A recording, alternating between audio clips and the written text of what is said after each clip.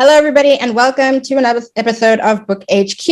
And so today I have with me on the show, Kavita Jindal. Welcome to the show. We've been trying to get together to do this for a while, and I'm glad we finally managed it. I'm glad to have you. Kavita, you are an award-winning writer whose work has appeared in anthologies and literary journals worldwide and has been broadcast on BBC Radio. You're the author of 2 poetry books, Patina and Raincheck Renewed.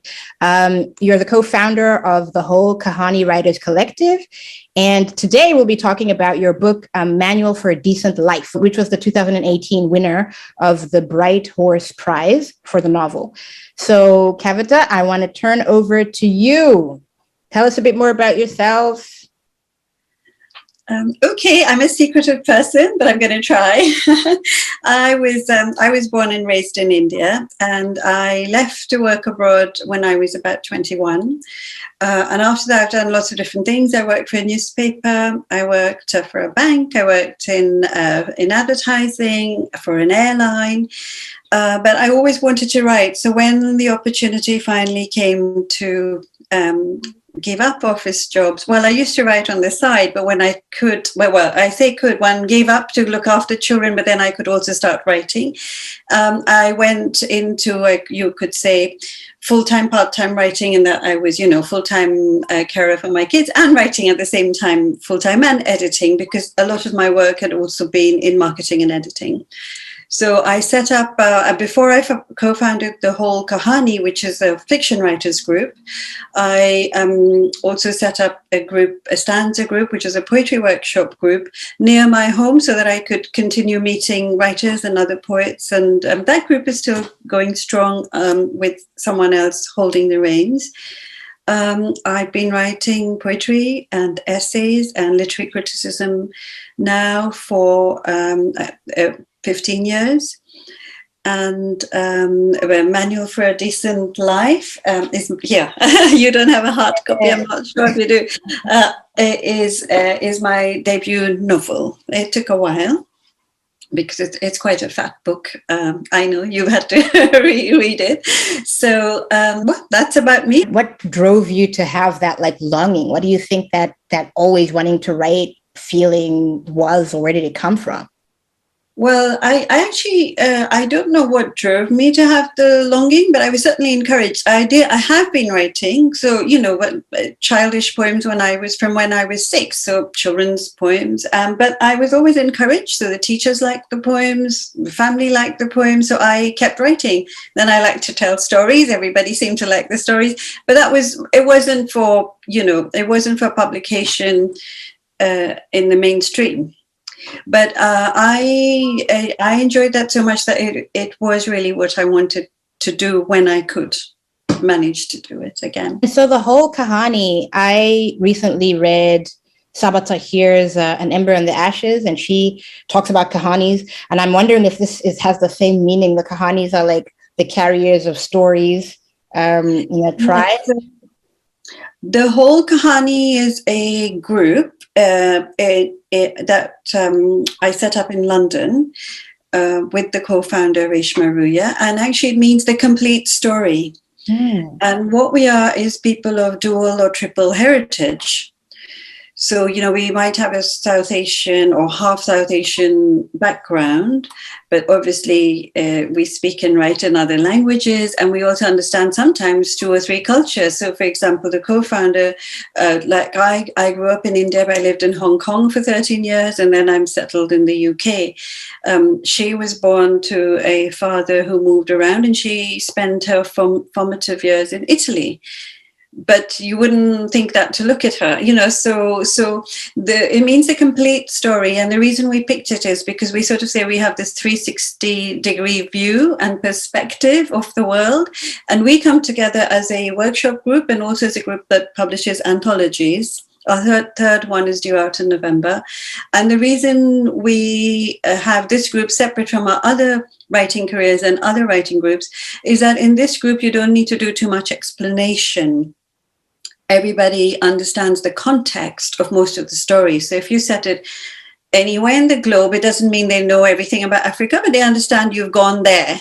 If you set it in the UK or Europe, they understand you're here. And if you set it in India, they don't say, well, how come the grandmother says this? Because they know it. And obviously we all come from very different backgrounds, but there are some cultural elements that everybody recognizes in all these places. So that whole kahani just means a complete story. And that's our way of saying we have a very wide perspective when we write our stories.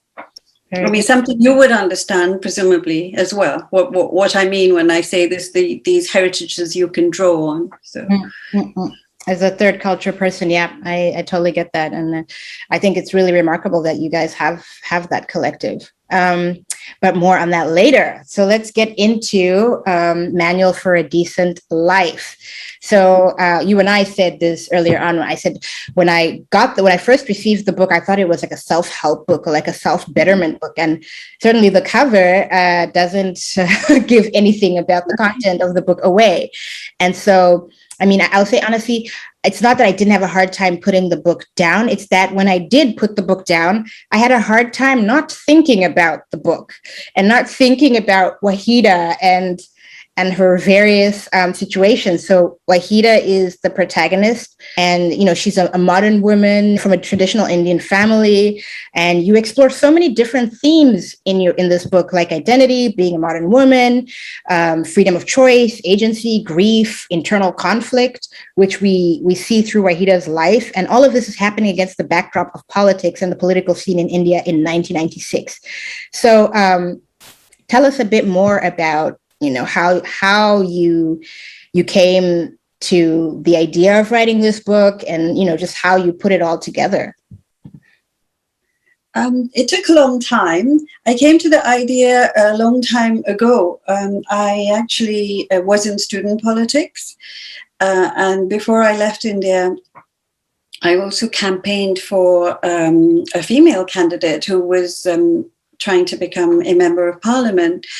And I campaigned for her in the villages, and then in the transit between the village and back to the city, because I was a city person, I stayed in the kind of household that I described as Wahida's household in the book. So the idea was sparked then, but I was away. What I did after that was I had a real interest in the trajectory of women politicians. First all over the world and then all over India, because you've been to India. It's a big country, and the different regions have different parties and different ways of doing things. But there were some common things about the women politicians, and I was just watching and observing. I was observing, but the reason it's set at the turn of the century, and obviously at that point, I had actually observed the elections that I helped campaign for many years before. What happened was I've set it at the turn of the century, and that's why it's 1996 to about 1999, because then we move into the 21st century. And India changed rapidly and things became very digital. So relationships, the texture of relationships changed because we're on the phone a lot. Your memory of people's phone numbers or home numbers, it's gone. And the political reckoning changed because in India, at least, not here in Europe, but in India, they have digital voting, electronic voting. And that happened more recently. But when I was writing the book, these things were happening. So I set it at a time, at an era I wanted to capture, and that I had seen, and I could pin down the society and politics at that time, even though it's later than what I'd seen. But obviously I kept researching, and obviously I went back and also saw what was happening. I went back often. But I was pinning down that era, which was the turn of the century, and that's why it's set there. And it helped me that I didn't have to start researching digital voting and have to move the relationship to a different kind of relationship where everybody's on the phone all the time. That's one of the reasons. But I was really just trying to pin down society and all the layers that you said. Yes, there's this, you probably noticed there's this large cast of supporting characters. And they also offer their perspective, and they make the plot, thicken and things happen. But basically, it is the two characters. So Wahida, who's the main character, who's the politician in the making, and the other is this man that, without giving away too much, that she's having an affair with, Monish, and his voice is important too. I needed his voice to show the parts of society that she couldn't go to. Mm-hmm. So if I just stuck with her, we would never see the other bits of society and the other more, the women with more freedoms than her, because he obviously crosses all these boundaries because he can. Yeah. And yet both of them, what they're really dealing with in the book is this clash of private and public lives. And they have to deal with the machinations of their families and also with the wider conventions of the world. Yeah. And I think it's interesting that Monish, being a writer, and her estranged husband being an artist, I think it's interesting the types of men that she's drawn to are kind of similar in that way, that they see the world through this very artistic lens, that's the way in which also that they express their experience of the world. So I want to talk about like how place is a very important character in itself in the book. It's not just there to describe things. I noticed, like, from the very start of the book that, just the way you describe the trees and the fruit and the light and the sand and the furniture and just everything about like the place and the cartography of India and Indian life is very important in helping to develop the stories. And I wanted to ask you something else that I noticed about this is also that we feel sort of the influence of English colonialism on Indian culture that comes through in parts of the dialogue, and in when sometimes characters say things like chap and certain places, the drawing rooms and things like that. Why did you think it was important to show the reader that? Oh, you mean why was place so detailed? And so I think I love that detail. And in a way, I meant it to be, and I don't know if it came across as a love letter to Delhi. So although the book is political and all the things happening are not lovely, lovely things. And of course, everybody knows that India is a land of contrasts. If there's wonder, there's also horror, but it was a love letter to Delhi, and also obviously because the book is set now, when we think about it now, it's almost 25 years ago, and back to the fact of how fast things change. People's gardens have changed, space changes, the climate changes, and in the book I mentioned how they started noticing that there's smog all the time. But of course, I was drawing the contrast to the fact that there are always, despite the smog, even now under the smog, there are beautiful trees and flowers, and people tending to all these things of beauty. And I guess I also wanted to show how rooted all the people were. So I described Uttar Pradesh, where the places where she campaigns and the town she lives in. It's very different from the city, and I wanted to bring that out too. But they're quite rooted there. The people who live in the villages are rooted there, and the ones who live in the towns are rooted there. And there is a clash, and that maybe you noticed in the book, I think you mentioned it a bit. There's a clash between the urban and rural India.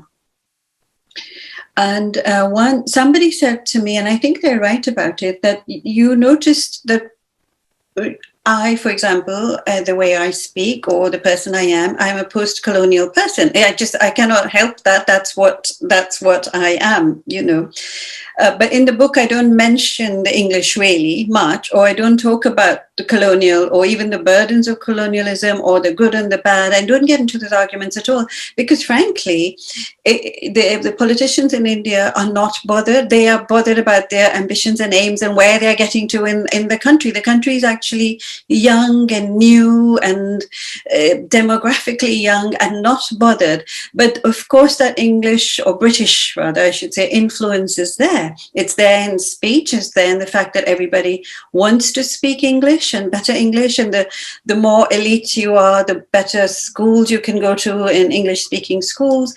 And obviously you can traverse the world better, but that's every country. It's the same. Every non English speaking, naturally English speaking country. So yes, that influence of the British is there because it's there in life, but I didn't highlight it. I personally, at least, I wasn't trying to highlight it. And I know that some reviewers said that I was quite brave not to mention British rule at all. But as far as I was concerned, if you talk to the man on the street, that's the past. And they are here fighting for the future. So they're not interested, but we all need to know our history. The fact is, it prevails. The very fact that I'm here speaking to you in English, I'm a post-colonial person, whether I want to be or not. Yeah.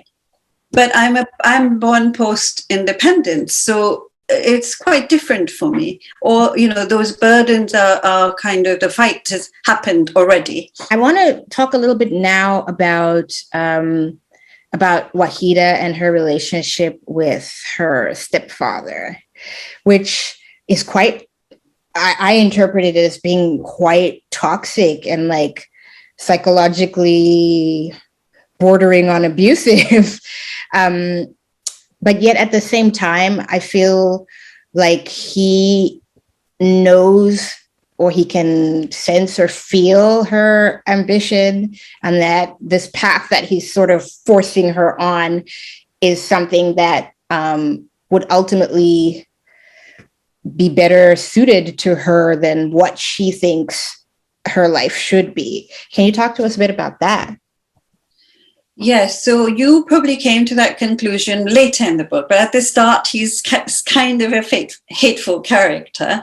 But the reason is that he is selfish, and he is manipulative, and one reason he's there to almost trick her into this new path in life, because the book obviously starts with a change where she comes home from term time in the holidays, and suddenly she's going to do something different with her life because of the way he manipulates her.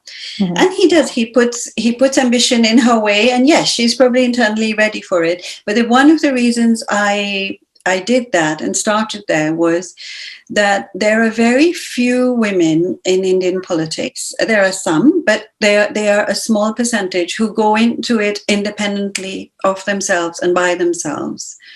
A lot of the time, they are part of family dynasties, or they're someone's protege, and the person prodding them along is a man.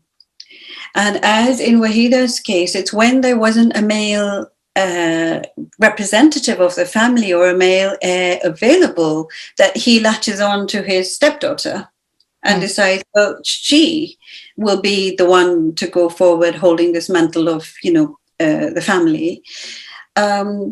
But yes, through the book, you realize that despite him being a very selfish, very ambitious himself, very manipulative person, he also does have the best interest of, his family and honor at heart and hers. He does want to protect her. He doesn't want harm or grief to come to her, but he does want her to take these opportunities that he's kind of pushing her into. Yeah. But I think you as you say, she starts to realize that she does want that, and she surprises herself as can happen with women, with thinking, well, actually, I am more ambitious maybe than he is. That can happen, and then that kind of path requires determination and sacrifice and all those things. But you have to sometimes you have to come to it. to accept that maybe that is what you're willing to do because you want to. Another thing I feel like that, just to go on with her path and her destiny, something which really struck me was this sort of paradox between her having all the tools available to her to kind of be this emancipated, free person, being well educated, having the financial means and connections and all of that, but still sort of being bound and feeling trapped by the dictates of society, still being in this crumbling marriage. And I wondered why you chose to show that and to talk about that. Well, I contrasted both her character, her family background, and I suppose the style of her upbringing with 2 or 3 other women in the book without saying here I'm comparing and contrasting her with these other women characters. And in her case, if she wanted to be independent, she wasn't earning that well, but she certainly came from a family that would look after her as long as she followed their rules. And then there were other women in the book who broke the rules. And then there were women who didn't even think of breaking the rules. I mean, for example, Monish's secretary, who comes from a conservative family, works for a living, does go to the office, but is just not in that level or that kind of milieu where she can even think of breaking rules and saying, well, I'm going to be, she is also an independent woman, an independent thought, but actually following society's strictures. The reason I did it is not just her. I keep bringing in Monish. The book is mainly about Wahida, of course, but I wanted to show that he was trapped too. So one of the things I was doing was showing the inside track, which even people in India wouldn't know. So I was kind of doing the inside track and interior of a woman politician's life.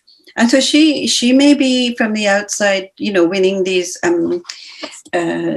governmental awards or something, but she is trapped in how she can do things and what she's allowed to wear and not wear, which is true of India today. I think somebody once tried to wear trousers to Parliament, and there was a furor. So and you've been to India. The cities, the metropolitan places are very modern, and Parliament is in a modern city, but yet, people are telling you what you can wear. What's appropriate and what's not appropriate is a woman politician coming in anything other than Indian dress to Parliament. And that's not a rule or legal law, which if they wanted to do that, they could make that. It's just a societal uproar that somebody wore something else, But I also wanted to show that Monish, despite being the son of an industrialist and having everything from the outside, was also trapped. He could not live his life unless he follows what his father says. Yes. And so I had this parallel lives going on with both of them, really under the beady eye and heavy hand of manipulative fathers. So they are free to an extent, both of them. But and I think that was also just showing society at that time. Yeah. Do you think it's I felt like a lot of the topics and the themes are still very relevant to today's society, but I mean, speaking on this particular issue, do you think that is still the case today? I would hate to generalize, so I would say at least 50% of people who are in the same position as them, yes, and maybe the other 50% have more more chances of doing their own thing, which these two people didn't quite have. But generally speaking, in terms of women generally, I don't think things have improved, and it's really dispiriting. It's very disheartening that in so many years, 25 years later, things aren't better. It's but again, I don't want to generalize. It's hard to generalize because it so much depends on each family, doesn't it? So. Yeah. So choice, as we've already talked about, is a really big thing in the book. people feeling like they don't have choices, people actually not having choices because of the very controlling fathers/stepfathers, and society in general. And so that kind of left me feeling, when she does have choices, or when people do have choices, they usually make very poor choices, or choices which don't end up bringing them the kind of like freedom or joy that they are seeking, and which kind of made me think, well, maybe it isn't such a bad thing that they don't have all that much choice after all. What are your thoughts on that? So did you mean that were you thinking that in relation to Wahida, that she made poor choices? Was that what you thought? That was your interpretation? I thought of Wahida, but also a little bit about Muni. Yeah. Yeah. It's very interesting when you hear from readers, what they thought. I didn't think that. I did try to show that, there are alternative paths, and you can choose path A or B or C if you have choice and you can choose. But I think I tried to show, and maybe it didn't come through completely, that so when she married her artist husband, he was also her choice. It might be a poor choice because it didn't work out, but when she married him, was certainly optimistic about it. So when she was making the choice, she didn't, we might in retrospect think it's a poor choice, but she made what she thought was a soulmate choice. And when she chooses Manish, well, then she's breaking a lot of conventions and actually going against the grain and against her own character in a way. But she thinks, this is my time for joy. Mm-hmm. And again, I tried to show in the book, obviously, again, it doesn't end very well, but I think I tried to show she does get some joy. So again, she has made a choice, but there's ups and downs, and again, without giving away too much, obviously there's a lot of heartbreak, but there is also redemption and success. And also because it's kind of social realist book, because people have called it political thriller or historical fiction or literary fiction or romance, and I was trying to do everything. So to me it's all of those things, and it is about this fact that you can have these alternative lives, but it doesn't, happiness is something we human beings think that's the end result and we're going to grasp at it, but of course you have to go through all the tribulations of life, and you do make choices. Some you may regret and some you may not, and then whatever the consequences are. I think consequences is a good word. I think in the book I was trying to show, so actually coming to the title, it's not, obviously when you read it, it's not a self-help book. And the American version did say Manual for a Decent Life, a novel, because they'll do that a lot in America. They explain what it is on the cover. Yeah. When I was writing the book, it didn't have this title. I had a different title that suited the book. When I edited it, almost ready for publication and to send it out, I hit upon this title, and I did worry that people would think it's a self-help book, and I gave the publishers the title and let them, come back to me saying what they thought, and they thought no, they thought it sparked some interest. And what's happened is when people have put their own meaning on the title, they have to, and some said that they actually thought in a way it was a self-help. It wasn't really a manual about life, but about living, in that it does show you the effect of your choices and the consequences and the determination of your path. So how to determine your path.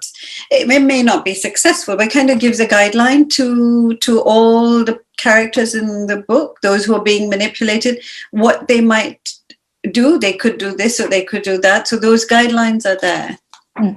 But yeah, what your take on it is interesting to me, that her choices are poor choices. Poorly thought out. I like that you mentioned that she goes against herself in a way, because I felt like that throughout the book. It was a little bit frustrating for me that it felt like, why do you keep going against yourself so much? Why did you make Wahida's character this way? So a lot of the characters in the book are an amalgamation of different people, but obviously particular aspects of those people would have struck me, and that's how I built up my amalgamation of a character. And I think the reason I did that was precisely I knew and observed someone who was a quiet person, very demure, always followed the rules, and yet when she was in a free space, which is like a women's space or a girls by themselves space, she was the most forward thinker. But that was a huge disparity between her outer self and her inner self. So I think here, what I tried to do was to show Wahida's inner self was quite close to her outer self, quite close. But she obviously had this. It could be a flaw, or it could be this rebellious streak, where she does things that may not be in her best interest, or maybe against what she thinks she should do. But she thinks, "But I'm going to do that because." And she gives a little reason, for a short-term reason, whatever it is, but she gives a little reason. So justification, yeah. Now, grieving is something that plays out in the book for her brothers, and I kind of noticed, and it's something like people do, humans do, where you criticize yourself for even daring to think about the sort of the bad of these people who are gone. Why did you think it was important to show that about grief? I tried to make her be a really honest character, and not always a character who wants to be honest to the world. So I think once in the book she says, "But if I speak the truth, I can't say anything." And then that's why she finds interviews so difficult. When she talks about speaking to journalists and saying, well, she can't actually speak the truth, and very few politicians can. They sort of have to go around in circles saying other things. But her natural instinct is to be truthful, both to the world or the people she meets and speaks to, and to herself. So I think she's quite a rigorous character. And so when she thinks about people, she does also think about the things they might have wronged her, the things they might have done wrong to her. And I think there are other bits, as you know, in the book about grief, where it's a different kind of grief, where a blameless character. To be fair, her brothers are blameless too, of course, but she obviously has memories, and she doesn't want to have the bad memories, but that doesn't mean you can sweep them under the carpet, although in public you would. Yeah. But I just wanted to show that, because I wanted to show, I suppose, I wanted to show her past too, because as you know, it's already a big book, so I couldn't tell the whole story of we meet her at a certain age. I think she's early 30s. Mm-hmm. So I just wanted to show, well, what was she like 5 years ago, and what things happened to her that brought her to this point. And obviously her brothers did have a role to play. So she has those very sweet, tender memories of them. And then she has the memories where they are then treating her like, woman of the family, and they have to tell her what to do. So I think I wanted to show that didn't go down well with her. And even when she reflects back on it, but she doesn't want to think like that. I think that's normal, though, I would say. You wouldn't publicly say rude things about a dead person, and if you actually love those people, you wouldn't want to dwell on the downsides of maybe, or you would want to dwell on the happy times, really. Yeah. Well, as you said, that it is, feedback that you got was that it's many things, and Unexpected Thriller for me was one of those things. Tell us about the twist in the tale, and like what your writing process was for that. Or you want me to tell me why there's why? So I knew when I started writing it what the end would be. And the only reason was because, as I say, I've been observing for many years the trajectory of a lot of female politicians. And there's always a price to pay. I mean, it's not just female politicians. And as I try to show in the book, it's not just females. You choose something and there might be a price to pay.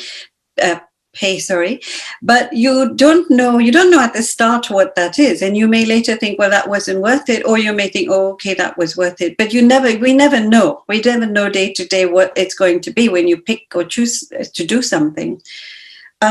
So I knew what the ending would be, but every time something happened, all the twists, every time something happened new to Wahida, I wanted the reader to be with her and feel it at the same time. So when she finds out about a betrayal, for example, I didn't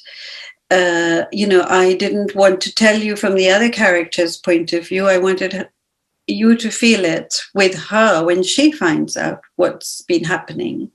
And the same for the end. I think if I had dropped clues, it would have been less shocking. But, to me too, the things that happen can happen to people. And that's why I use the word horror. With beauty, unfortunately, often in this whole political landscape in India, there is some horror too. And so obviously this is a made up incident, again, amalgamated from, several.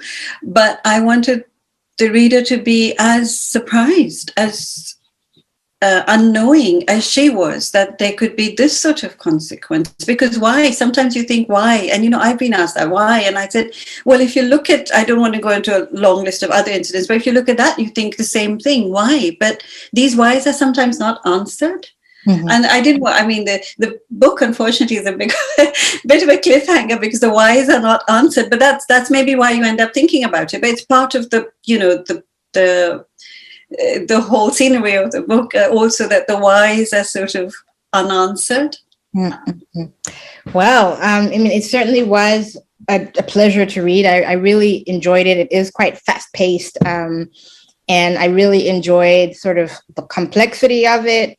It is a big book, like you said, but definitely enjoyed it. I give it a 2 thumbs up. I definitely recommend it to everybody.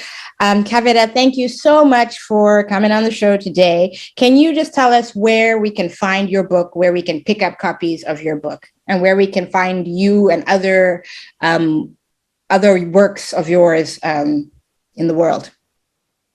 Yes, so the book you can find in bookshops, on bookshop.org or Waterstones in the UK, but also bookshops, Shakespeare and Company, maybe, I don't know. But it's also online. So it's all online at Amazon, and you can buy either the UK version or the US version, whichever one is giving you, I guess, a better price or whichever one, the bookshop stocks, or whichever one Amazon decides is giving you a better price. So it is available all over the world. I'm going to hold it up again. There it is. Book. But yes, it's available everywhere. I have a website. It's kavitajindal.com, and that gives you links to my other books, Patina and Rain Check Renewed, my poetry books. The whole Kahani has 2 anthologies, and those are available widely as well. I'm on Instagram and Twitter. I'm on Facebook. All those things. Yes, so you can find me. You can find me easily, and if anybody does want to, chat with me, I'm happy to engage. Great. Thanks so much again, Kavita. And like I said, definitely grab yourself a copy of this book. It's very interesting and exciting, and has some romance, and just, like she said, it's like a whole bag of everything that you can think of, and it just strewn together so well. So thank you again, Kavita, and all the best. Thanks. Bye.